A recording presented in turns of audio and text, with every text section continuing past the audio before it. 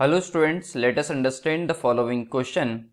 A 20 meter deep well with a diameter 7 meter is dug and the earth from digging is evenly spread out to form a platform 22 meter by 14 meter.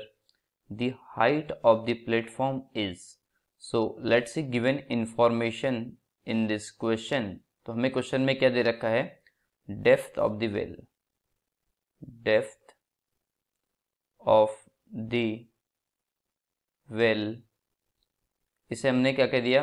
Actually depth of the well, well जो होती है वो cylinder की तरफ behave करती है, तो वो एक हाइट की तरफ बिहेव करेगी सिलेंडर करके, तो उस डेप्थ को हमने क्या मान लिया? h मान लिया है ना, इज इक्वल टू कितना जगह 20 मीटर एंड डायमीटर क्या दिया है हमें?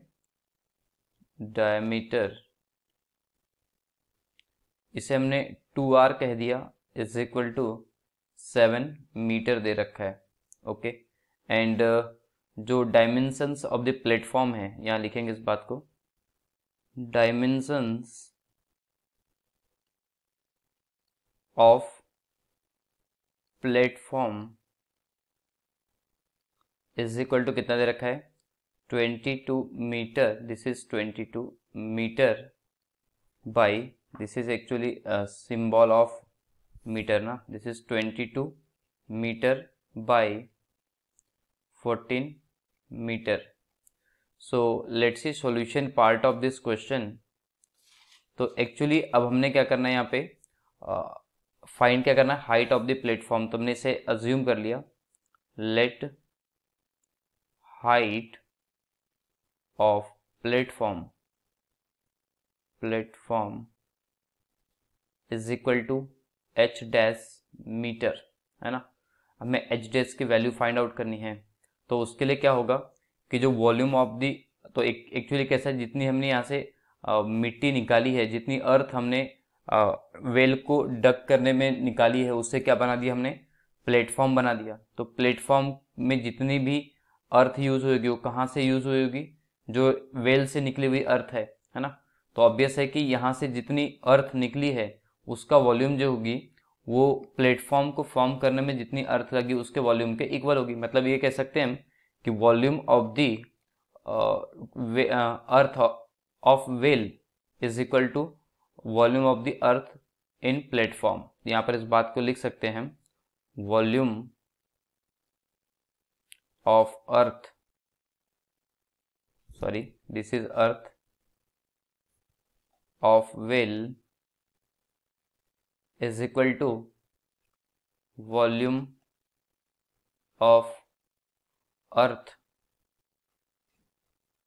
in platform.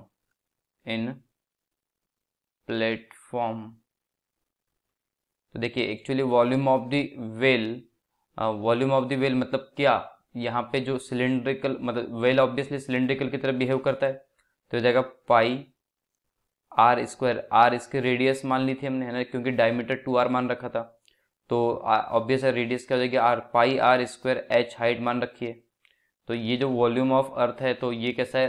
क्यूबॉइडल होगा.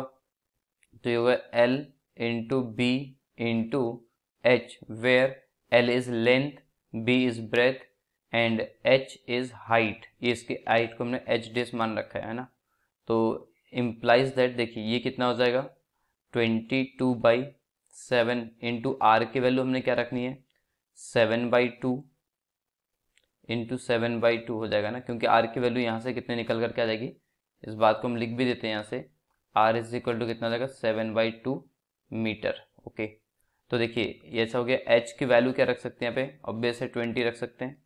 एंड एल इंटू बी हमें दे रखा है 22 इंटू 14 और एच डेस यहाँ से हमें फाइंड करना है. ओके, तो देखिए 7 से 7 कैंसिल हो चुका है, ये इस 2 से 10 टाइम्स कैंसिल हो गया, और इस 2 से ये जो 10 है वो 5 टाइम्स कैंसिल हो गया.